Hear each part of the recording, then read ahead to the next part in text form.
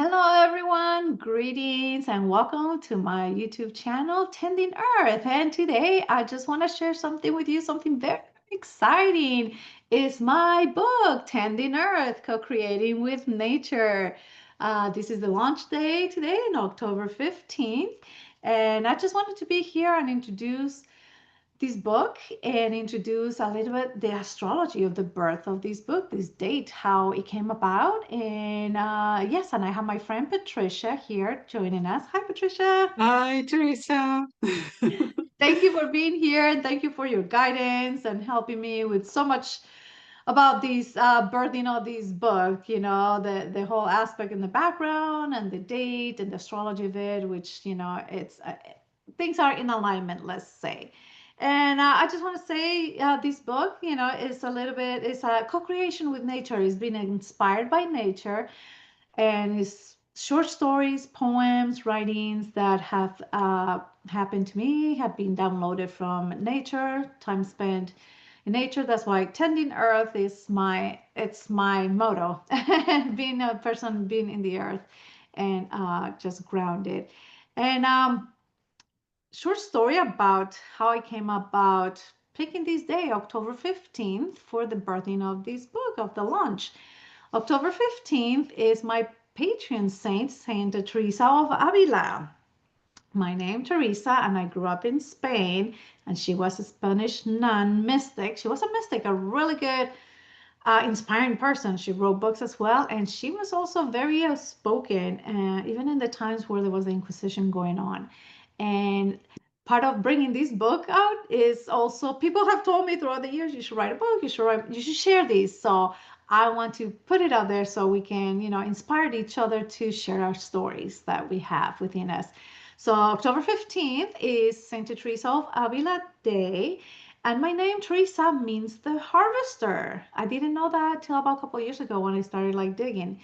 And the harvester, and we just had the full moon, the harvest full moon, a week ago, and we're in the harvest season right now, right in the middle of it. Here, where I live in the Central Valley of California, we are harvesting the almonds, the walnuts, and it's a good time. And it's the time of change, times of change. So that's what this date is about and what the book is about here. It's available. Everything will be linked here in below the video. So thank you so much, and I hope you support me and enjoy it. And I wanted to just have create a really short video here with Patricia about the astrology of the birth of my book about this October 15th, 2025 day. Hey, Patricia, let's get started. Well, thank you, Teresa. And first of all, congratulations with the birth of your book. I know how much work it is to write a book and to send it out into the world. And it's really an accomplishment. So I really want to congratulate you with that. And I also find that you have chosen a wonderful name, a pen name. I don't know if you've mentioned it yet, but it's such a beautiful name. And people will probably see that when you put out the link. Um, as we were talking about your book, and I also want to mention how honored I am that I was the first who could read your book and leave a review. I was so honored that you asked me to do that, to read it, and I really, really loved it. Um, I know that a book can be so personal and it's really opening your heart when you send your book into the world. It's kind of a vulnerable process, and but I really loved it. And what I noticed is that because you've put poems in it, you've put stories in it, your experiences, how you connect with the earth, how you connect with nature.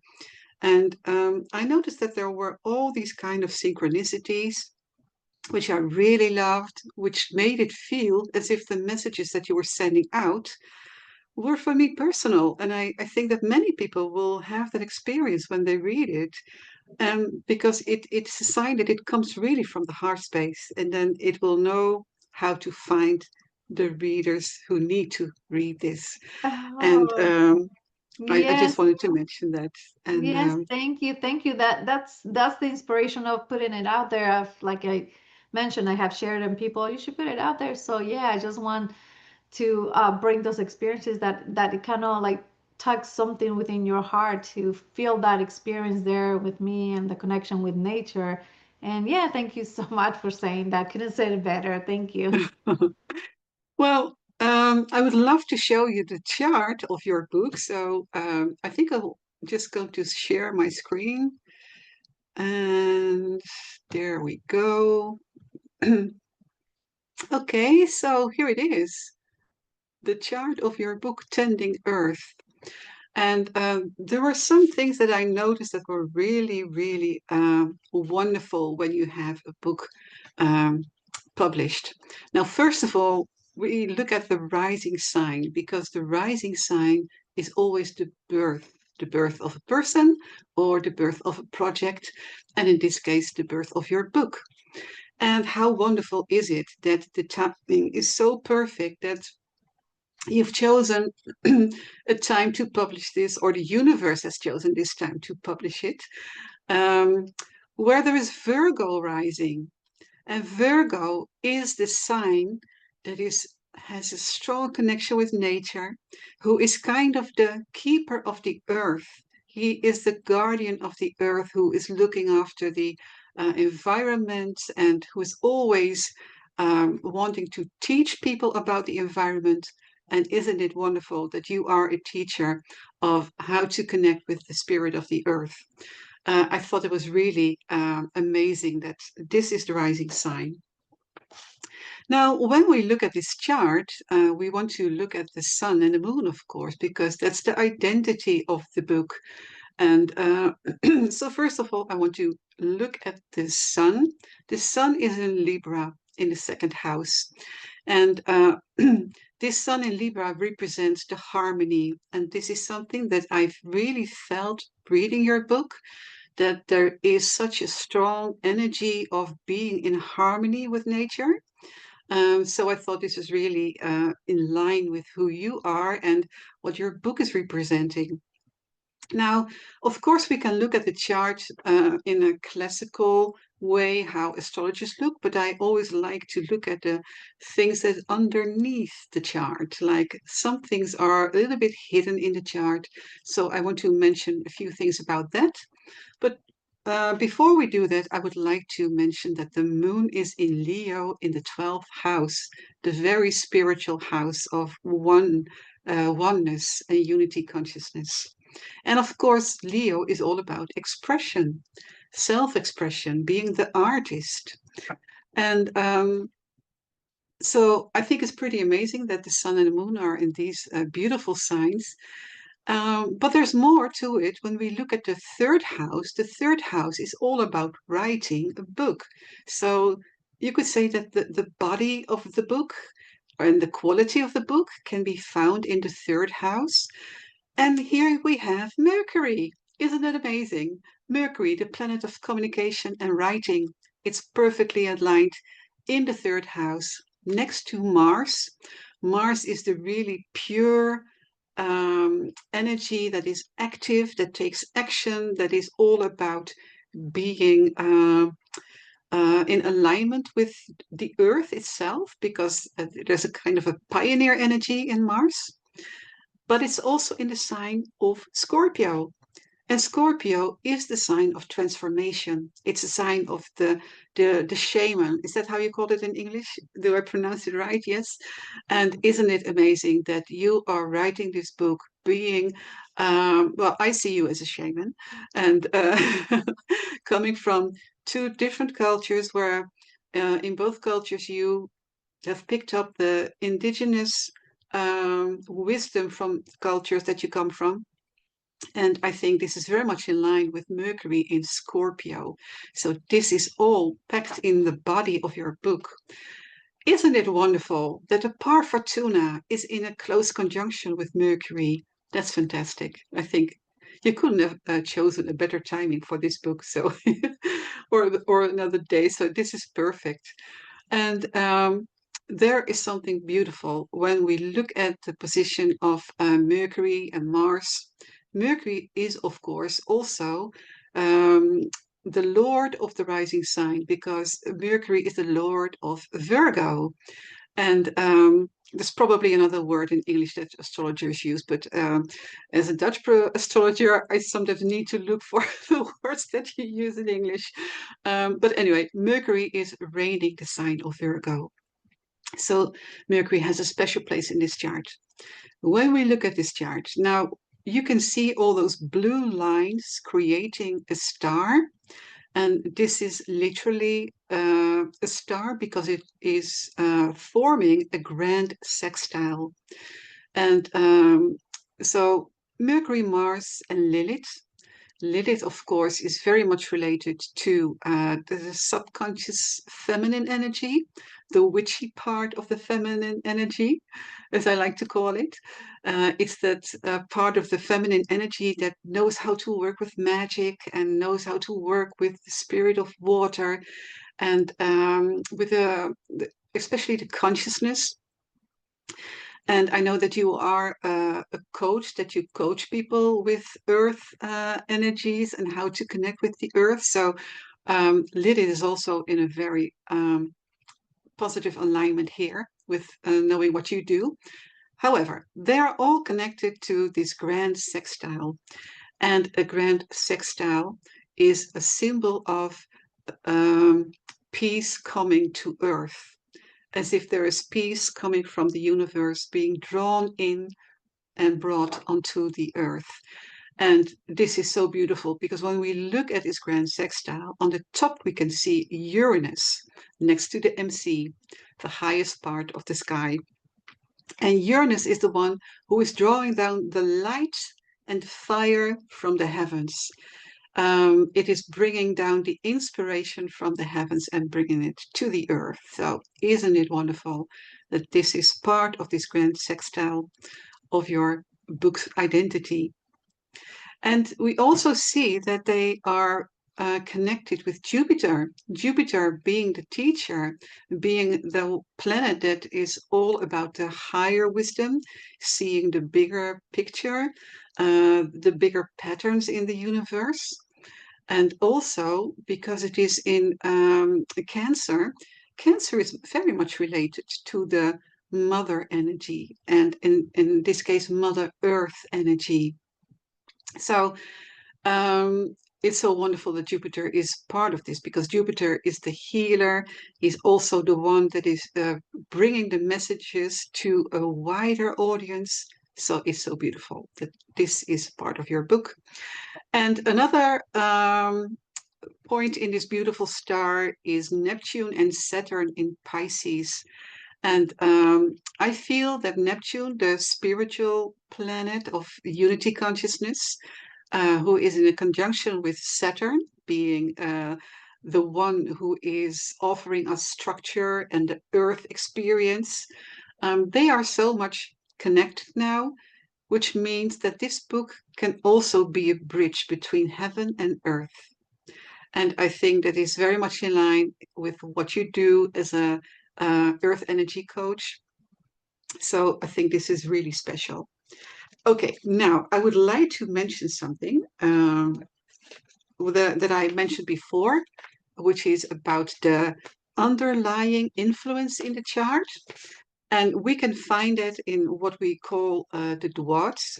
There is a special technique within astrology that divides every zodiac sign into 30 degrees, but every 30 degree is divided in 12 parts, which means that we can find each zodiac sign within one zodiac sign. And by looking at the degree, so to give an example, when we look at the sun in this chart, which is positioned at 22 degree Libra, we know that the dwarf that is related to that is of another sign, namely Gemini. Gemini, of course, is the energy of communication, writing, speaking, sharing our knowledge. So that's the underlying influence that Gemini is giving to the identity of your book. And when we look at the moon in Leo, when we look at the dwad of this moon, we see that the underlying energy is in Capricorn, which I really love because Capricorn being an earth sign, being a sign of taking things into society and offering our services to society is very much influencing the moon, the soul of this book. The moon is often related to the soul. So, isn't that wonderful that a Capricorn is helping the Leo energy to shine and to get out into the world? Um, Another thing that I would like to mention, and I need to get my notes. Where did I write it down? Oh, yeah, here I have it. Is the Sabian symbols. Now, the Sabian symbols were symbols that were channeled by a medium astrologer long time ago, and they offer a different perspective on the astrology. So it's often very helpful to look at the Sabian symbol of the planet that is important in the chart. So in this case, we're going to look at the Sabian symbol for the sun and the moon. And when we look at the Sabian symbol for the sun, the symbolic image and message is a rooster heralds the dawn. And the meaning of this Sabian symbol is that this is about speaking your truth and bringing awakening because a rooster wakens people up, doesn't he? So, this is about awakening, about the sun that is rising, a new light that is coming, and a new influence, and that it's okay to speak our truth and that we are invited to share our truth and our wisdom. So, and this book is about embracing your voice, embracing your message that you are sending into the world. And when we look at the Sabian symbol for the moon, this symbol is the human soul awaiting opportunity for expression. Isn't that wonderful? Because it is another confirmation that this book is such a strong expression of an important message. And another interpretation of this Sabian symbol is that cherish your inner voice and share it with the world. Isn't that wonderful? And another thing that one astrologer once mentioned, Linda Hill, she's someone who wrote about the Sabian symbols, and she gave another meaning for this symbol, which I would like to mention. When things feel quiet or stalled, profound transformation may be underway. And I feel that this is such a beautiful symbol because what you do is that you are so connected with nature. And we've talked about how you do that so many times. And what you often mention is that you are just being quiet when you are in nature and that you like to listen to the sound of the birds, the trees, the mountains. And just by being silent, this is like a living meditation for you. And this is how you connect with the earth. So I thought, isn't this such a beautiful symbol that change and awareness is coming from the silence? So this is my perspective on the chart of your book. And I just wanted to share this with you. I think it's so beautiful. Wow, thank you so much. Yes, you just left me speechless. I'm just gonna have to digest all of these. And I knew, when we talked that, you had shared, you know, uh, the gist of it. But yeah, there's so many synchronicities as well. My rising is Gemini, which is Mercury, and the messenger. And also, when I did have a reading about astrocartography, where I live right now, my Mercury line goes through it. So That's right. I knew that back then. Okay, I have to communicate. I have to put my messages out there. And like I said, this Mercury line that it goes through is like in the places that I have gotten a lot of inspiration between the redwoods here in California and Yosemite, uh, and my other side. So I am in a place of, and this time and place where this needed to be birthed. This book needed to come out now, and here it is. Thank you. Let me, And let me show the name again of your pen name. oh yes, Teresa Water Hummingbird. That's my pen name. Yes, and Beautiful. that's another aspect of birthing not only my first book, but my pen name and everything. Everything it comes through nature. Everything just came to me through the messages through nature, and it's been a wonderful journey of synchronicities that I have received. Even the pen name, I was playing with that for about 6 months, and actually it came about. I'll just share that how it came about in the summer solstice on June 21st. I was by the river in the redwoods, and I was playing with. I knew I needed to put hummingbird. Hummingbird is my spirit animal, um, and I wanted to put my name because the significance of the harvester and everything. And this is what I'm harvesting, my work. And I want it to be a name that it's not my legal name because this is my creation of who I am. The legal name is my parents, all of that. I wanted to separate it from that. So this is like the nature name, right? Teresa, and then water hummingbird. I am very connected with water, like you and I are water sisters, and I have a lot of writings and work done in water, and I live in a place called Riverbank, so the water is very present everywhere. But I was just sitting there by the river, just being silent, observing nature. There was lots of trees, and it was the river. There was nobody around. I was thinking, what are the things that people know me for and that I understand? Like, it's always trees, and you can see that one up here, trees and water, trees and water. So I was just there, and I just said, trees and water, trees and water, trees and water. I'm a trees and water. I'm like, trees and water. Yes. I'm just saying it right there. So that's why Teresa Water Hummingbird came about. Wow, it's so beautiful. Really, really beautiful. Yeah. Yeah, yeah. So yeah, everything's been a beautiful unfolding of this is the language of my soul, of like, nature just speaking through me, through my soul, and is that remembrance of it's a remembrance, when I receive these messages that like, oh yeah, that feels like truth in my heart and my soul, and that's what I hope, like when you share about when you read, it's like that it speaks some kind of different language, the language of Mother Earth is speaking to us, her children, for us to, tending the earth, taking care of her as she's taking care of us. So that's what this book is about, and the message of actually putting it out there for everybody to enjoy and relate to, and just to inspire it as well, like you mentioned, to communicate, speak, the messages that you are receiving, whether it be I'm very connected to the earth, and I love it how you mentioned I'm also the bridge, heaven and earth, and I like the moon too. We brought that in on the astrology, and I'm also bridge of cultures, the European indigenous Basque culture, also to the America's culture, and I'm the bridge in between, Native European and indigenous here from the Americas.